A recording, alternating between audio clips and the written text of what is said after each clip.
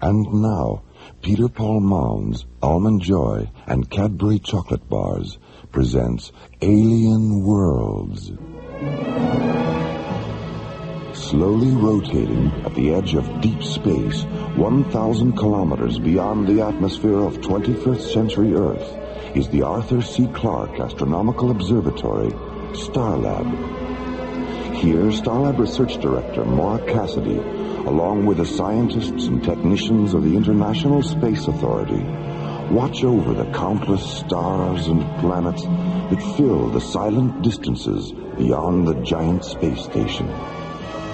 This week, the men and women of Starlab encounter the terrifying dissonance of Death Song on Alien Worlds.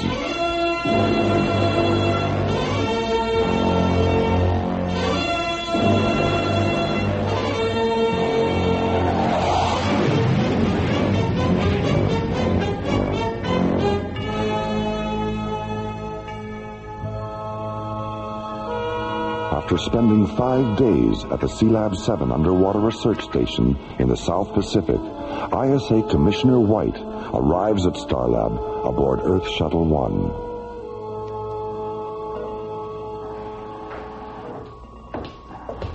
Hello, Maura. Jerry. Hi, Commissioner. Hello, Commissioner. How are John and Buddy doing with their aquanaut training? They'll be in Sealab 7 until Friday. Then they move to the Baltic for 10 days in the Soviet Aqualab complex at Chilenka. They like being underwater so much you'll probably have to keep them in your aquarium when they get back. Figures. Starlab, can you hear me? This is Starlab. Please identify yourself. We are Zeta and Lizzie, two Optimon physicians from the planet Aragon. Please give us sanctuary. What's your situation? We are being pursued by a hostile renegade spacecraft, which has already damaged our ship. If you don't give us sanctuary, the renegade will destroy us. Get a visual scan on them, Jerry. Right. There it is. My God, it's enormous. Starlab, this is Whitney again. Did you understand our last transmission? Be careful, Jerry. That ship doesn't look damaged to me. Withy, we have your spacecraft on visual as a large corrugated black disc with red, yellow, and green markings. And we see no sign of damage. That's not Starlab. That's the renegade. Our ship is bell-shaped and silver. There it is. Lower left-hand corner of the screen. It's so small. No wonder we didn't see it. Magnify it, Jerry. Jeez, look at that. The hull's full of cracks all the way down to the tail fins. Open the emergency docking bay, Jerry. Right. Withy, guide your ship toward the docking bay that's surrounded with flashing red lights, and we'll take you aboard. Thank you, Starlab. Thank you.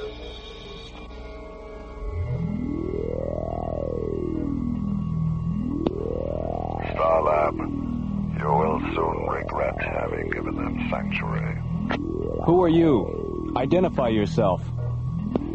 I am Helon, Willie and Zena's pursuer. Is it true that you intend to kill them? Of course it's true. But why? What have they done? It isn't a question of what they've done, Starlab. It's what they haven't done.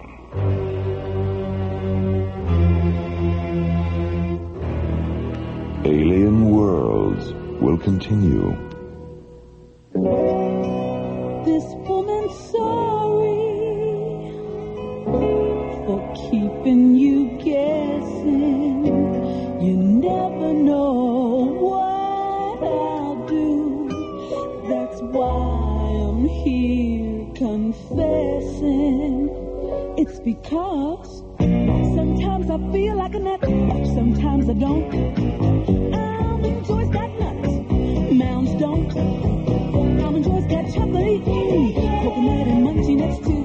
Mounds got chocolate and chewy coconut. Ooh. Sometimes I feel like a nut, sometimes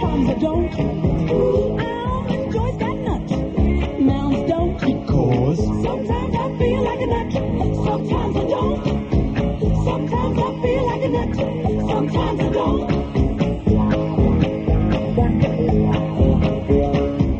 Sometimes I feel like a nut, sometimes I don't.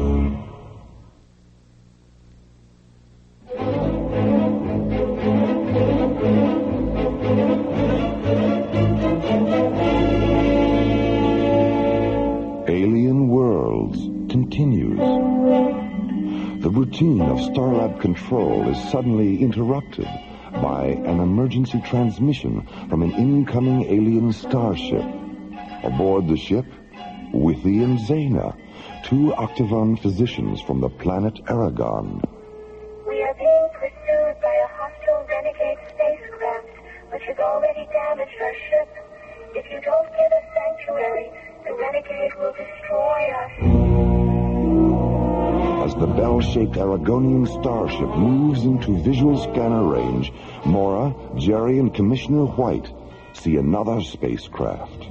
Huge, black, and disc-shaped. I am Elon, Withy and Zena's pursuer. Open a close proximity channel, Jerry. Go ahead, Commissioner. Helon, this is Commissioner White of the International Space Authority. I represent the scientific and military forces in this solar system. Do you understand that? I understand. Any hostile action against this space station will be construed as an act of war against the Earth and will be dealt with accordingly. Do you understand that? I understand. What's your planet of origin? Aragon. I see. Well, are you a legal officer of some kind? Have the two Octagon physicians committed a crime?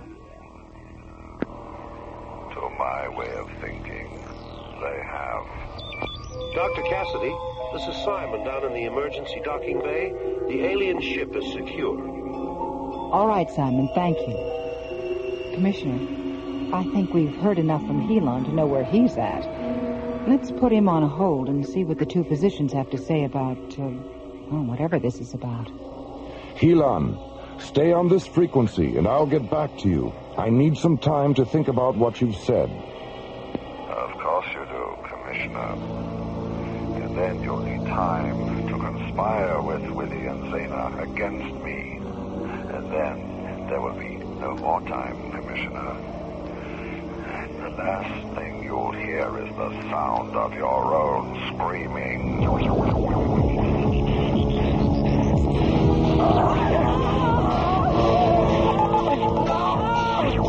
Surrender the two physicians within the hour, or I'll unleash a symphony of such terrible power that your Starlab will shatter like delicate crystal.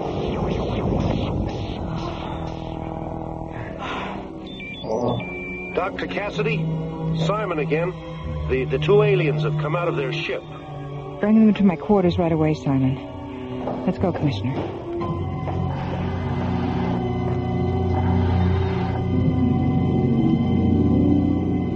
I don't know, Mora. Except for Stygos and the Trell, we've never had to deal with this kind of hostile alien power before. Dr. Cassidy? Hello, Simon. Where are the two aliens? Well, they're kind of shy. Have them come in, Simon. We won't bite. Withy? Zena? It's all right. You can go in. Oh, my gosh, they're elves. Little blue elves. It's obvious what a surprise we are, all because of the size we are. But just because you're tall and pink and we are short and blue, the fact is you are as strange to us as the two of us are to you. The two of us are to you.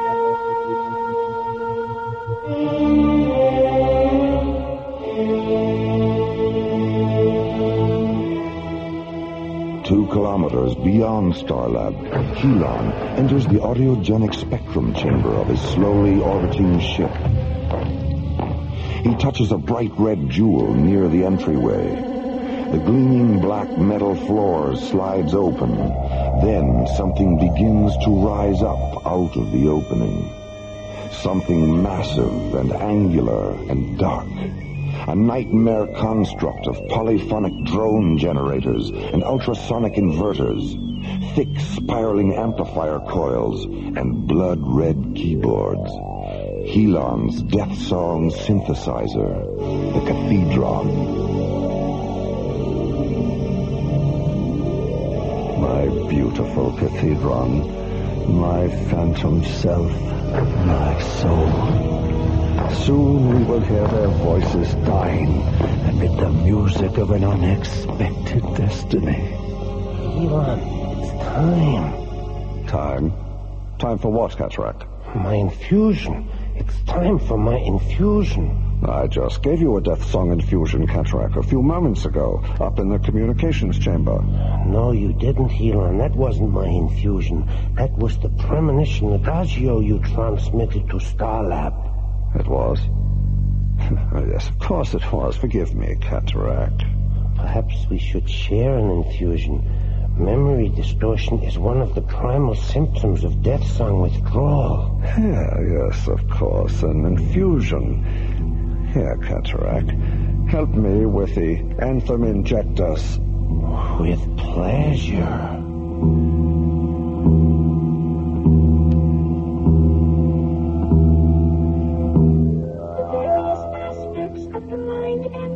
Are tuned to specific vibrational frequencies, Mara.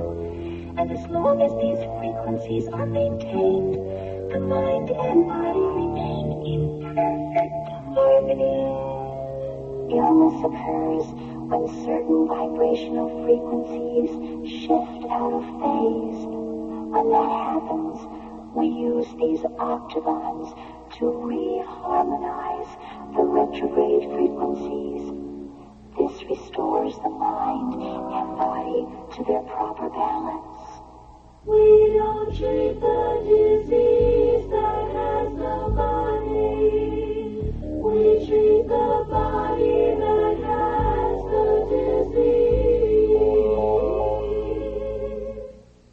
disease. I wish Dr. Rossiter were back from Kronos. She'd love this. Zaina, you said that Helon was once an Octagon physician. What changed him? There was a thermal accident at one of our laboratory outposts. Helon was sent to treat the injured. His sky machine malfunctioned and crashed in an ice forest on the edge of Aragon's polar frontier. He succumbed to the lethal temperature and fell into a pre-death trance. Before the trance paralyzed him, he set the infusion level on his octagon at maximum. As a result of being subjected to maximum infusion for 2 days, the frequencies of Helon's mind and body became terribly distorted. When the rescue expedition reached him, he was in a state of total vibrational mutation. We attempted to reharmonize him at the Octagon Laboratory, but we were too late. He was completely addicted to his hyper-vibrational condition. One night, he forced his way into the Octagon vault and took all but 2 of the instruments.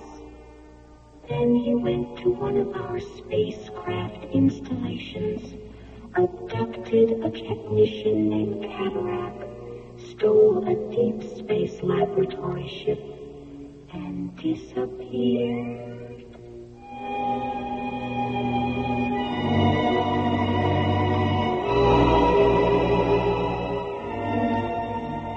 Helon, when Withy and Zaina are dead and their octavons are interfaced with the Cathedron, where will we go?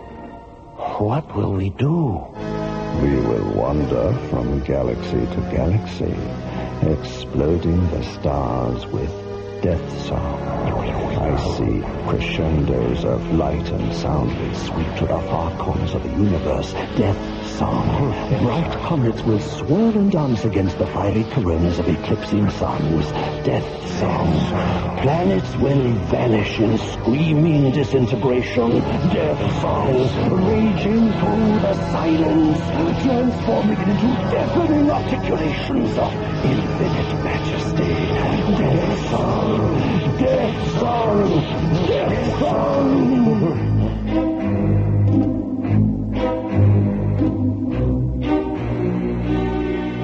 Alien Worlds will continue. Pardon me. Isn't that a Cadbury chocolate bar? I've never tried one. Oh, that's too bad. Do you mind if I have a teensy piece? Hey, you took my bar. I'll just take a little bit. It was for my wife and me. Oh, she'll love it. See, this is great. You know you can get carried away with this stuff? Yes, I've noticed. Oh, come on. It's a big bar. It's getting smaller. When people get a taste of a big, thick Cadbury chocolate bar, they get very carried away. Because only a Cadbury bar is so rich, so creamy, so Cadbury. And with the big-size Cadbury chocolate bar, you get a big choice. Cadbury Fruit and Nut, Cadbury Almond, Cadbury Caramello, and of course the big favorite, Cadbury Milk Chocolate. So remember, when you get your Cadbury, be careful. Because with Cadbury, people can get very carried away. Can I have my Cadbury back now? Your Cadbury? Oh, well, I guess I got carried away. You'll get carried away with Cadbury.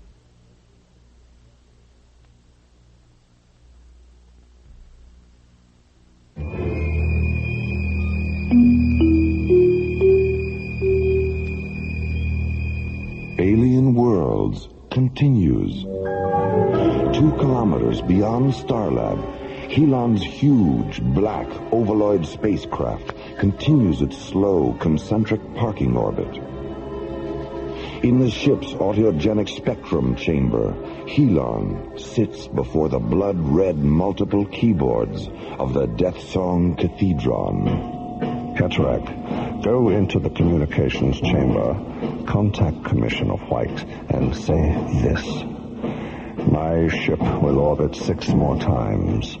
If at the beginning of the 7th orbit, Withy and Zena have not surrendered, Death Song will take the lives of every multi-vibrational organism aboard Starlab. Yes, Helon.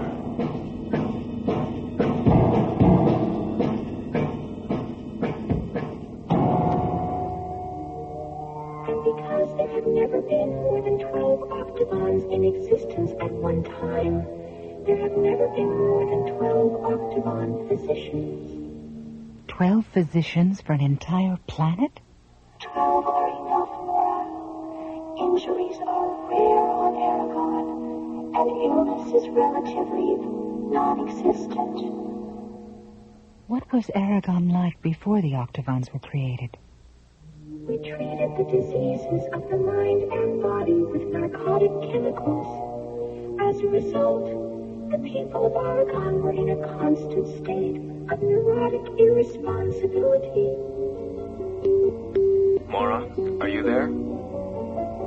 What is it, Jerry? I have a transmission coming through from Helon's ship. We'll be right there.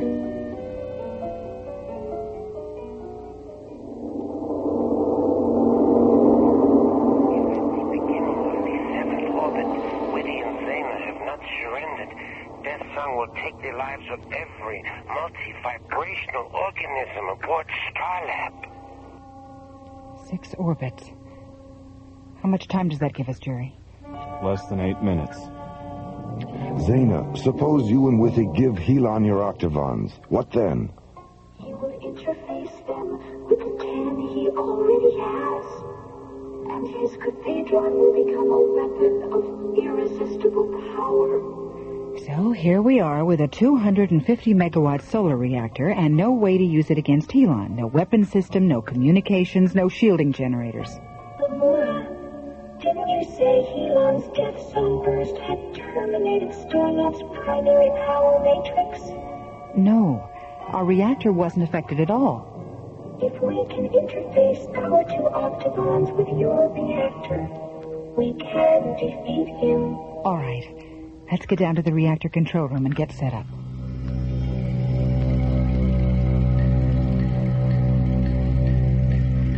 time do we have, Jerry? 1 minute, 30 seconds. Helon just started his 5th orbit. Withy, what effect will this have on Helon? He will die. Die? But you said you wanted to help him. Taking his life is the only way that we can recall him to life, Laura.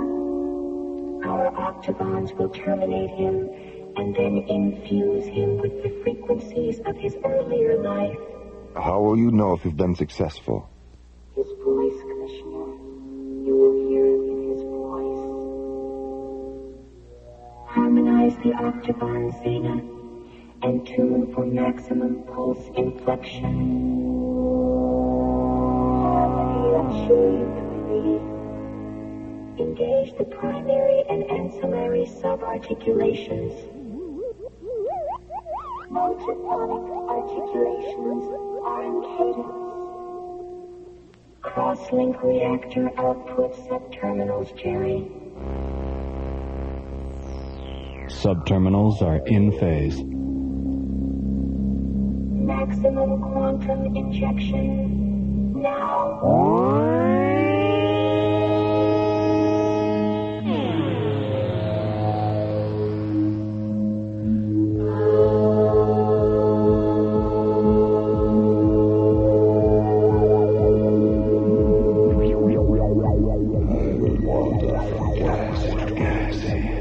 Exploding the stars with death song.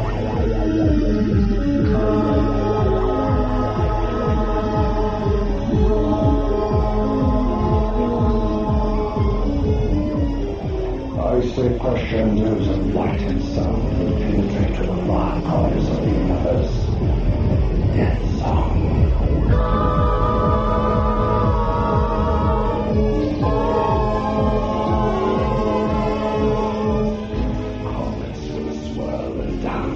The fiery coronas of eclipsing suns.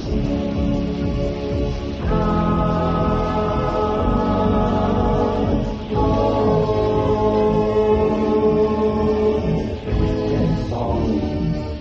Death song. Death song.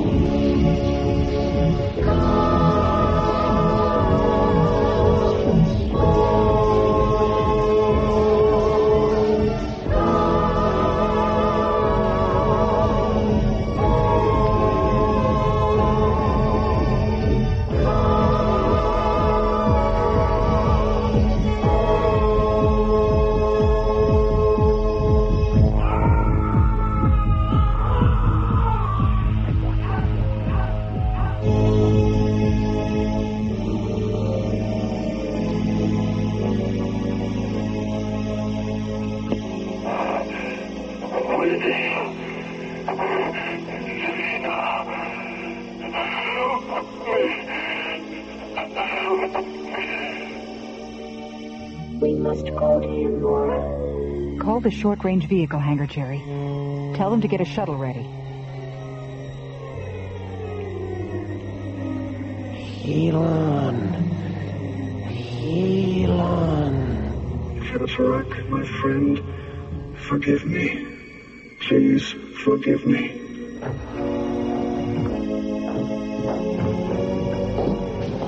Willie, Zena, Cataract is dying. Attend to him, Zena. Don't try to stand, Elon. Lie still. Rest. Cataract will live with you. But we must reharmonize him quickly. Is there anything we can do, Zena? Go to the shuttle and get our octagons. Come on, Mora. I'll give you a hand. Lady, Zena, thank you for calling me from the darkness. We are your brothers, Elon. We are your friends.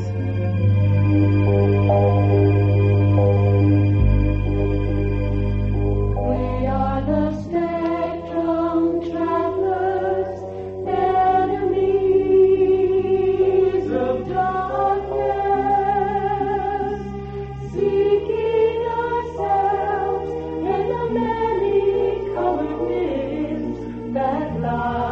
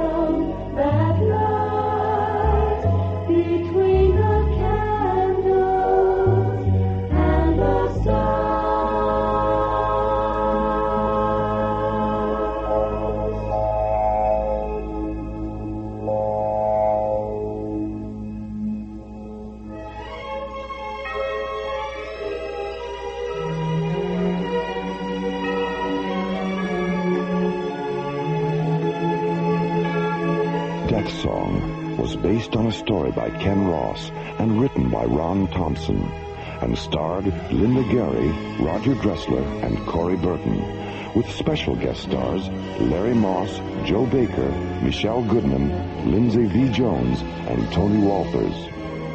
Music director Tom Rounds, with special music effects composed and performed by Rick Kellis. Associate producer and song lyrics by Ron Thompson. Engineer Stu Jacobs. Assistant to the producer Jim Cook. Technical consultant Peter Sky. Alien Worlds was created, produced, and directed by Lee Hansen and is distributed by Watermark Incorporated. And so until next week, this is Roger Dressler inviting you to join us for our next adventure, The Infinity Factor, on the elsewhere and elsewhen of Alien Worlds.